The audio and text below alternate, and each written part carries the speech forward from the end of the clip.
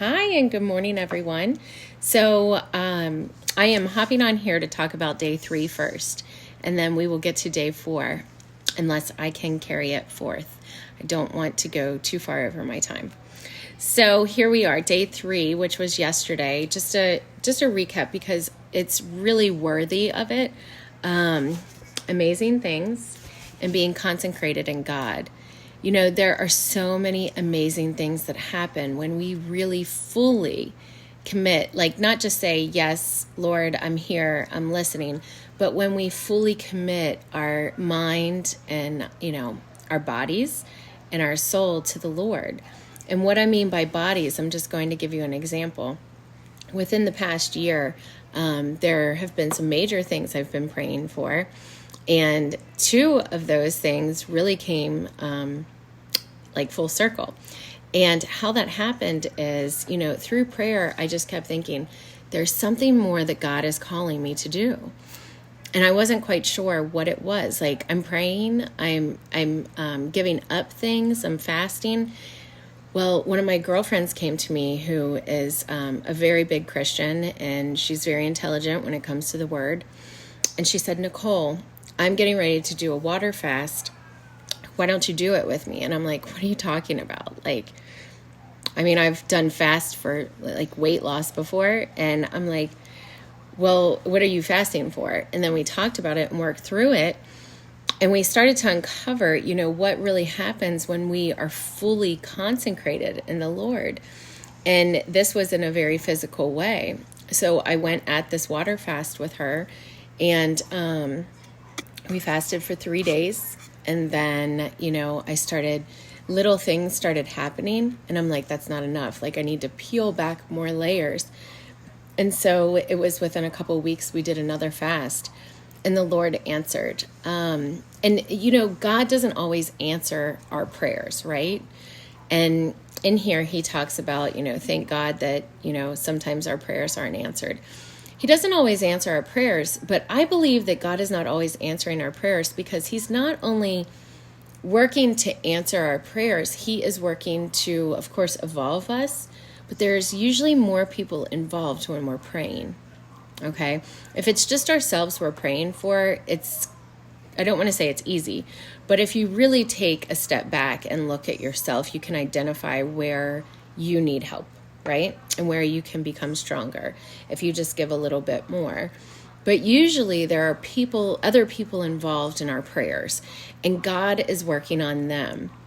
And, when God is working on other people, we really have to be patient. And our patience are really tested. So, finding these different tools that the Lord has blessed us with to come closer to him and to come closer and consecrating ourselves with him. Another one is tithing. If you are actively involved in your church, if you give to your church, it's one thing to give, but it's another thing to fully understand it. And within the past 2 years, and it's I'm just being very candid here, I fully understood what tithing was. And in that moment that I understood it, I consecrated myself to God. I said, I am going to fully do this. I am all in on this. If I would have known about this before, how many doors would have been opened, right? And so, I started tithing, and I fully consecrated my money to the Lord. That first 10% every week goes to the Lord. I even have a separate bank account for it. And immediately, the week following, the Lord answered in a tremendous way. And I will always remember that.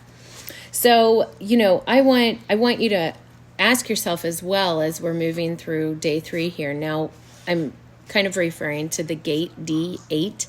So our author, Mark Batterson, is talking about, getting on their knees like clockwork, like at 7:14 a.m. every day. They knew it was time to get on their knees and pray. That was the time that they consecrated to God, to be on their knees. They're consecrating their time, okay? So he was traveling, and he knew that he would be by a coffee house. And what does he do? He gets down on his knees because he feels the Lord calling him. Sometimes we are being challenged by the Lord. to speak out on his behalf. This is for the glory of God. Ultimately, our faith is to bring other people closer to the Lord, not just ourselves. How is God working through us to enlighten and bring light to other people in this world that need it so desperately? So I want to ask you, maybe for your journal, are you starting to feel like this is clockwork for you? Are you starting to feel that calling at night or in the morning or whenever you are hitting your knees? Is it becoming a second nature to you? Are you getting really, in the frame of mind that you're looking forward to this? You're expecting God to show up because you're showing up. And that's the thing, when we show up, God shows up. So it says, and it's certainly a two-way street. We need to work like it depends on us, but we also need to pray like it depends on God. That's what consecration is all about. It's letting God do for us what we cannot do for ourselves. So the fasting, the tithing, I'm not just doing it because the Lord's calling me to do it. I'm not just praying and getting on my knees because I'm feeling called to do it. I'm doing it because it's my work for the Lord. And when I do that, I am fully letting go of things that I cannot take on by myself without the help of the Lord. It is in his hands. So what is it that you're not putting fully in the hands of the Lord? I think I mentioned in a previous video that there were times that I was like, to me it was playing small, because along our journey we fall short and we start doing things without taking them to the Lord first and just thinking that it's too small for him. There is nothing that is too small for the Lord. Nothing. So he goes on to say he couldn't go without hitting his knees. And I just want to share a quick story with you and how I can relate to what he's talking about here at gate D8. And, in the church, I became a member of the cathedral 20 years ago, a little before, and that's another story, how I got there. But one thing that I do, and I have done for that extended period of time, the first time that I came to the church, kind of came back to the church, I was searching for a while in like my later teen years, in my 20s, and then I came to the cathedral and I just knelt, on the fleur-de-lis in front of the altar, and I knelt down, and I didn't just kneel down, I laid down in front of the Lord, and I literally was giving myself over to him. And I can remember people being around, and at first I thought, but then I thought, no, I feel God calling me to do this, and I am asking him to take me back. So it was a reflection upon, the way that I was reconsecrating myself to the Lord. And also kneeling for me has been something, because of the Catholic faith, that I've learned from a young age. But I have always taken it kind of a step further in situations where I really need to turn to the Lord. If I'm saying my rosary or I'm praying, I won't get on the kneeler, I'll get on the ground. And just that small act, I can feel it, within my soul. I can feel the Lord saying, I see you, I hear you. And that feels so good. So, it isn't about kneeling in strange places at strange times. It's about the willingness to obey the promptings of the Holy Spirit. It's all about the willingness to kneel any place, anytime. So, a lot of people that I've talked to, and I've been in an active Bible study for over 2.5 years now at Crossroads. And this is kind of what has led me to this point. It's a journey, and sharing your faith is a journey as well, especially on social media or with your friends. We all don't think the same way. And I have friends who have, within the past year, been like, I don't even think I know who you are anymore. And I said, that's okay, because, we grow. And if we're not growing, we're not evolving. We're staying the same. And I've grown, and it's my responsibility now with that growth, that wisdom and understanding, is to share. And so, God is calling us to share, and he's speaking to you through your heart and your mind. And part of doing this book before we get into the armor of God in late September is to really prepare ourselves, like to be listening, not just to be reading. That's good. If this is something that's new to you, maybe you don't have a daily practice of going to the Lord, and that's okay. You're where you're supposed to be right now. But really getting in alignment with God so that you can hear him, and not just hear him, but feel him. Okay. So, as we continue, consecration is a process of surrender that never ends. I mean, we are always finding new ways to give ourselves over to the Lord. Hence the fasting and the tithing. There's more to come. I've just scratched the surface in my own life. So, do you, for your journal, do you have moments in your life that you can remember God calling you, or the Holy Spirit calling you, maybe before somebody, or calling you to share your faith, or openly display your faith, maybe making the sign of the cross?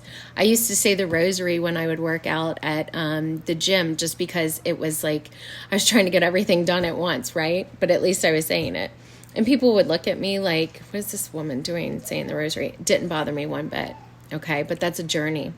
So again, are you starting to feel like your prayer is becoming second nature, like hitting your knees, not just prayer? Because I've prayed every night for as long as I can remember, but the physicality of hitting my knees has been very new every night. So there's that. And do you remember having a decisive moment in your life when the Holy Spirit was calling you? And I just want to share this. This is something that I feel so strongly, and I just wanted to share it. I am so blessed to have only wisdom and understanding that can only be directed from God. I've prayed for it, and I always will. I always want to do his will to honor and glorify him. So when I came back to the Lord and I found my faith, and that's maybe for a whole nother discussion, I started volunteering at the cathedral over 20 years ago. And during that time, prior to just signing up for it all happened kind of at the same time. I started doing adoration, and this is my journal from back then. And I have many journals, and I would sit with the Lord for an hour, 2 hours, and I would just sit there, and I would actively hear the Lord. And I just remember at that young age of like 20 something, praying for wisdom and understanding. And I had no idea why I was praying for it, but now I do. It was God. It was God working in me, because he was going to formulate those things throughout the next 20 years, and throughout my journey that I was never prepared for, that only he could take me through and get me through successfully, to be at this point where I can share, with you all. So I love you all so much. This is day 3. And this video is on day 3, but we are on day 4. So stay tuned for a later video on day 4. And I just want to encourage you all to share over the next, maybe the weekend. I'm going to be throwing out some just questions on Facebook. And there are a couple people in our group who are not on Facebook, so I'm trying to share with them through their text, email, etc. But any feedback and support is great. If there's more of something that you'd like to see or less of something, just let me know. I hope you're having a great day. Stay consecrated, stay praying, and let's keep rolling.